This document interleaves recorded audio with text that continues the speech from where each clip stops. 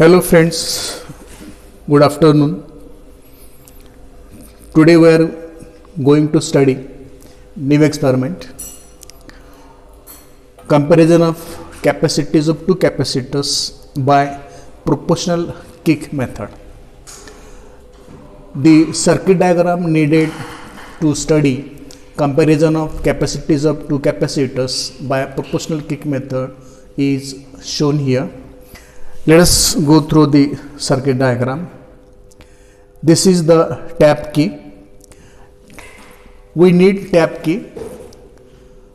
This tap key is always connected in parallel with the ballistic galvanometer. This is used to bypass the excess charge passing through the ballistic galvanometer. This is used to bypass the unwanted charge passing through the ballistic galvanometer, and therefore we use this tap key as bypass key. It will help the ballistic galvanometer to work safely because unwanted or excessive charge can be bypassed through the tap key when it is closed. So as you see in the circuit diagram, this tap key is connected in parallel with this ballistic galvanometer. Okay, then here we are having two capacitors, capacitor C1, capacitor C2. We want to compare capacities of these two capacitors. Okay, so this capacitor is connected here, C1, C2 connected here, this terminal of BG, this terminal of C1, this terminal of C2, okay, this terminal of rheostat and positive terminal of battery. All these are made common. Okay, then other terminal of capacitor C1 is connected here, and other terminal of capacitor C2 is connected here. Here we are using three-way key. Three-way key, one terminal of capacitor C1, one terminal of capacitor C2, and this one terminal is connected. This is a two-way key. This is a two-way key. You may use this as K1, this as K2. Okay, then here we are using a Morse key or charge discharge key. These three terminals represent Morse key or charge discharge key. This charge discharge key is having A as common terminal, C as charging terminal, B as discharge terminal. Whenever A and C, this key is closed, this battery through this resistance of the rheostat will charge capacitor C2. If this key is closed, it will charge capacitor C1 if this key is closed. So whenever we close key AC, we are going to charge either capacitor C1 or capacitor C2 depending on whether this key is closed or this key is closed. After that, when we close the key AB, it will discharge the charged capacitor, maybe C1 or C2 depending on whether this key is closed or this key is closed. If this key is closed, charge on capacitor C1 will pass through this path through AB and through the ballistic galvanometer, and this ballistic galvanometer will give us deflection. Deflection given by the ballistic galvanometer will be proportional to charge in this capacitor as well as it is proportional to capacity of this capacitor.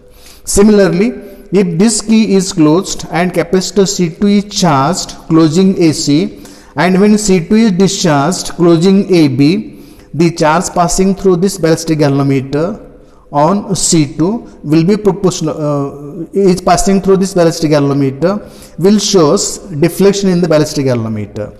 The deflection seen in the ballistic galvanometer will be proportional to charge by charge on capacitor C2 which is discharged through this path. It is also proportional to value of the capacitor C2. Okay, we can do this for various values of voltages given for charging of capacitor C1 and capacitor C2. This can be done by varying this variable. This is a variable knob, variac of the rheostat. It can be varied from this end to this end, so that the voltage can be increased in various steps. As voltage is increased in various steps, voltage coming on capacitor C1 or on capacitor C2 will be changing, and that will change the throw in the ballistic galvanometer. Comparing these two throws, we can compare capacities of these two capacitors, and therefore name of this experiment is comparison of capacities of two capacitors by proportional kick method. This is because the kick observed in this ballistic galvanometer is proportional to this capacitor when this path is closed, is proportional to this capacitor when this path is closed. It is also proportional to charge on C1 as well as charge on C2, depending on this path is closed or this path is closed. We are going to do one thing. At a time, charge on capacitor C1 will be held equal to charge on capacitor C2. At second time, we shall do the same thing. Charge on capacitor C1 will be held equal to charge on capacitor C2, because we are going to provide same voltage at a time for charging up capacitor C1 and charging up capacitor C2. Both the capacitors will not be charged simultaneously. One of them is charged at a time, then discharged. After that, the other one is charged and then discharged. As we are going to maintain same charges on charged capacitors C1 and C2 simultaneously, the throw in the BG will be proportional to capacity of C1 and capacity of C2. By noting throw theta 1 for capacitor C1, throw theta 2 for capacitor C2, we can compare theta 1 and theta 2. When we compare the throws theta 1 and theta 2, that will compare the capacities of capacitors C1 and C2. So you need to remember this circuit diagram for comparison of capacities of two capacitors by proportional kick method. And after drawing this circuit diagram, you have to go to actually construct the circuit. Here, for your convenience, the circuit is constructed. This is ballistic galvanometer. Okay, as per your circuit diagram, this wire and this wire, these two goes to the ballistic galvanometer. Similarly, two wires are taken from the ballistic galvanometer, which are given to this tap key. This is for safety of the ballistic galvanometer, because the unwanted or excess charge through this ballistic galvanometer can be bypassed through this tap key, and therefore use of tap key in parallel with the ballistic galvanometer in any experiment is very, very important. Okay, then here we have two capacitors. Capacitor C1 is this is capacitor C2. Okay, this end of BG, this end of C1, this end of C2. Okay, this end of the rheostat and positive of the power supply, all are made common. These are made common through this conducting line. You will see a conducting line here from this point. Okay, this conducting line will be common to all these connections. Come to the right side of the circuit. When you come to the right side of the circuit, you will find that this terminal of the ballistic galvanometer is connected to discharge key of the Morse key. Okay, here we have one gap, here we have one gap. Between these two gaps, we have connected this two-way key. When this key is closed, C1 will be closed. That is, charging of C1 can be done or discharging of C1 can be done. When the second key is closed and it is opened, charging of C2 can be done, discharging of C2 can be done. This key is known as Morse key or charge discharge key. This terminal of the Morse key is a common terminal. This terminal of the Morse key is a discharge terminal.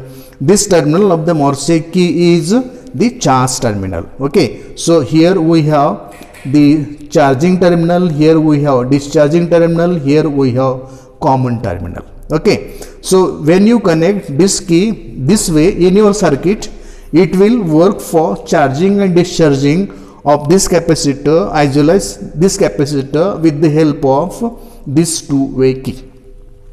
This is the rheostat which is connected here.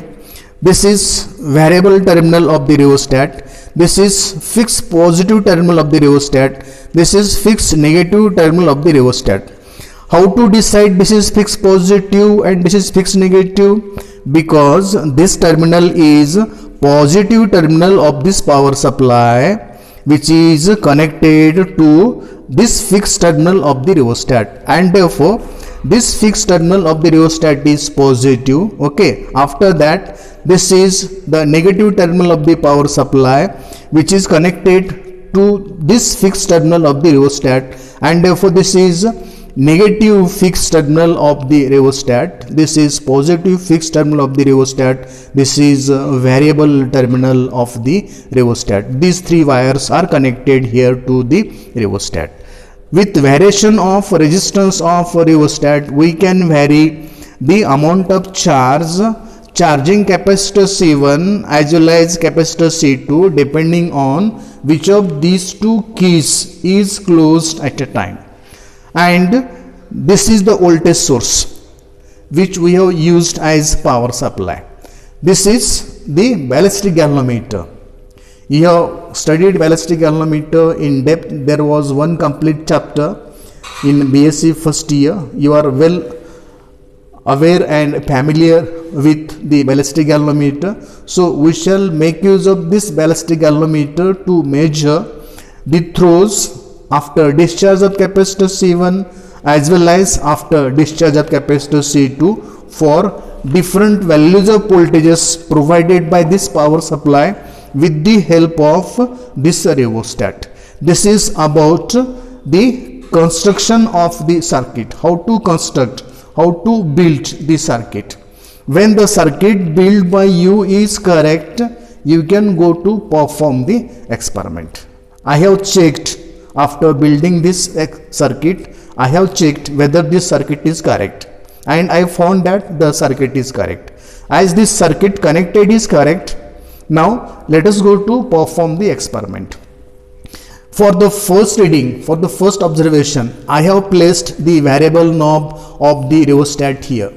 I am not going to vary this variable knob till I am going to charge and discharge capacitor C1. I am going to charge and discharge capacitor C2. This is because I wanted to have same charge on C1 when C1 is charged, same charge on C2 when C2 is charged. That is, whenever C1 or C2 is charged, this position is fixed because we want equal charges on capacitor C1 as well as on capacitor C2 when they are charged one after the other.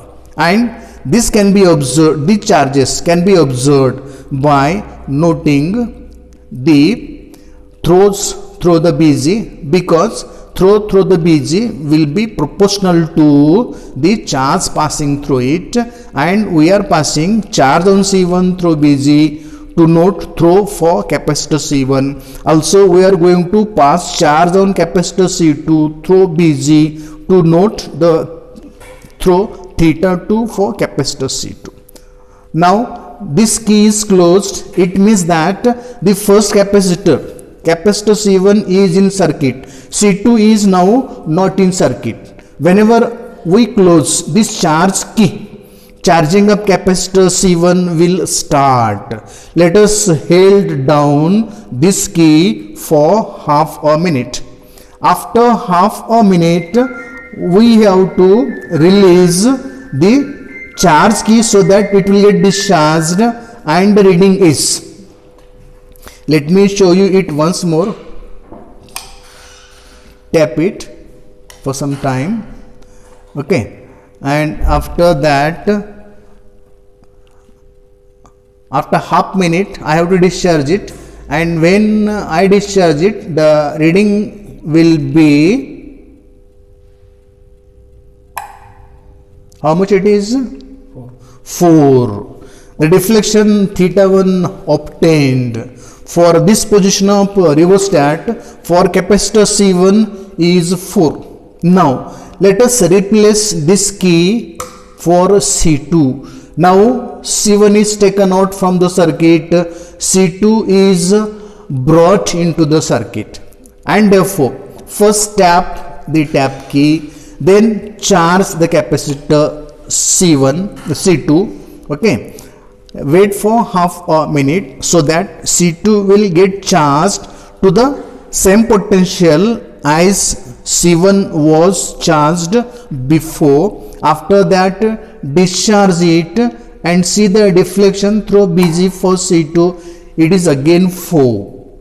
So deflection for C2 seen in the BG is 4. Deflection for C1 seen in the BG is also 4. After having done the first observation, let me change the value of the rheostat because I wanted to change the charging potential of C1 as well as charging potential of C2.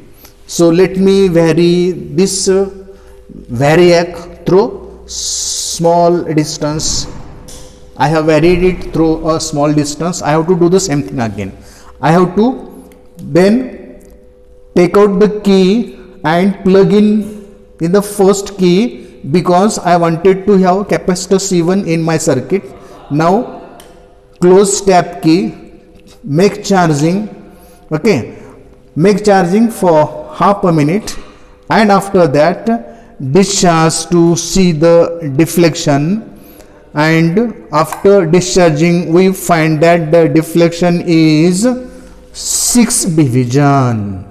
Okay, so when we charge capacitor C1, when the rheostat is here and discharge it, the throw obtained, the deflection obtained in the ballistic galvanometer is 6 division. Now let us take out this key and place in the second position so that C1 now will be taken out from the circuit, C2 will come in the circuit.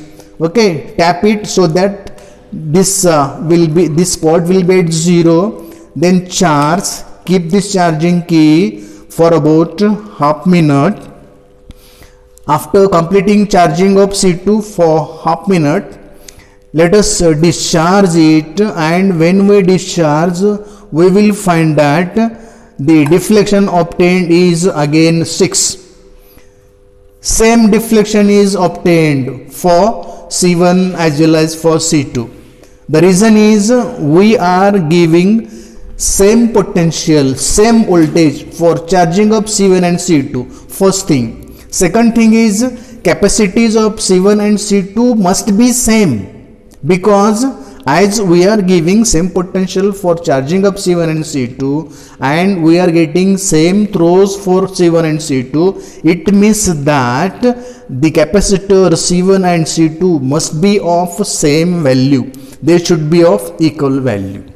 Let us go to the third observation. For that, let me change position of the rheostat and let me repeat the same thing. Take the key to the first position so that C1 will now come in the circuit, C2 will be out of circuit. Charge for half minute. After charging for half minute the capacitor C1, when we discharge, the charge of capacitor C1 will get through the ballistic galvanometer, and now the deflection will be, it is 11 theta 1. Deflection through the ballistic galvanometer when capacitor C1 discharged is 11. Now let us go for capacitor C2. For that, replace the key to position 2 so that C1 will be out of circuit, C2 will come into the circuit. Tap to bring this spot at 0 position. After that, charge capacitor C2 for half a minute, wait for half minute, and after that let us discharge capacitor C2 through BG, which will give us the deflection which is equal to again 11. Let us go to observation number 4. Let me change position of this rheostat slightly again. It is now placed somewhere here. Let us go to the first observation, so that C1 will be in the circuit, C2 will be out of circuit, as second key is opened, first key is closed, tap to bring the spot at 0 position, then charge capacitor C1 for this position for half a minute, wait for half minute, and after half a minute discharge, so that charge on capacitor C1 will pass through the BG, which will give a deflection, and this deflection is about 26. Let us do the same thing for capacitor C2 for this value of voltage. For that we have to take out key from first position, plug in it in the second position, okay, close the tap key so that the spot will be bring at 0 position, then charge capacitor C2 for half a minute. Before discharge we have to wait for half a minute for charging of capacitor C2. After completing charging of capacitor C2 for half a minute, let us discharge capacitor C2 so that charge on capacitor C2 will pass through the BG and it will give us some deflection, and that deflection is equal to again 26. And let us now go for the last observation. To bring capacitor C1 into the circuit and C2 out of circuit, first key is closed, tap key closed to bring the spot to 0 position. After that let us start charging of capacitor C1. Let us charge it for half a minute. After completing charging of C1 for half a minute, we shall discharge it. When we discharge capacitor C1, charge on capacitor C1 will pass through the BG, and the deflection that we obtain will be equal to 20, how much it is? 27. Make it 15, 16, 16. 16. It is 26. After obtaining the reading for capacitor C1, let us go for capacitor C2. For that, change position of the key, open first position, close second position, so that C1 will be out of circuit, C2 will be in the circuit. Close tap key to bring spot at 0. After that, let us charge capacitor C2 by pressing this charge key for half a minute, so that charging of capacitor C2 will start. Of course it will take very small time, okay, but we are giving equal time for charging of capacitor C1 and C2, and that we have decided to use about half a minute. After half a minute we have to discharge it, so that the charge stored on capacitor C2 will pass through this BG, and the BG will give us deflection proportional to the charge, and that deflection is equal to 26. Actually we can go for many more readings, but these number of readings are sufficient. Let us go through the observation table. If we go through the observation table, we find that theta 1 and theta 2 for all observations, theta 1 and theta 2 for all observations are same. For first observation, theta 1 is 4, theta 2 is 4. For second observation, these two are again same, 6, 6. For third observation, these two are again same, 11, 11. For fourth observation, these two are again same, 16, 16.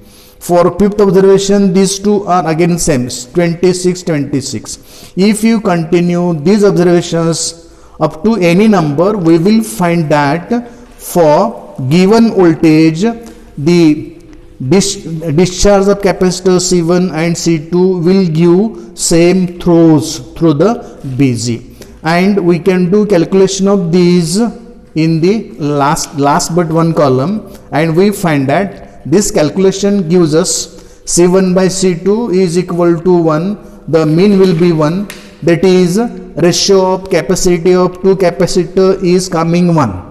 As ratio of capacity of two capacitors is coming 1, it means that capacity of capacitor C1 is equal to capacity of capacitor C2. This conclusion can be drawn from calculation of this observation table. This is about the study of comparison of capacities of two capacitors by proportional kick method. Hope you got it. Thank you.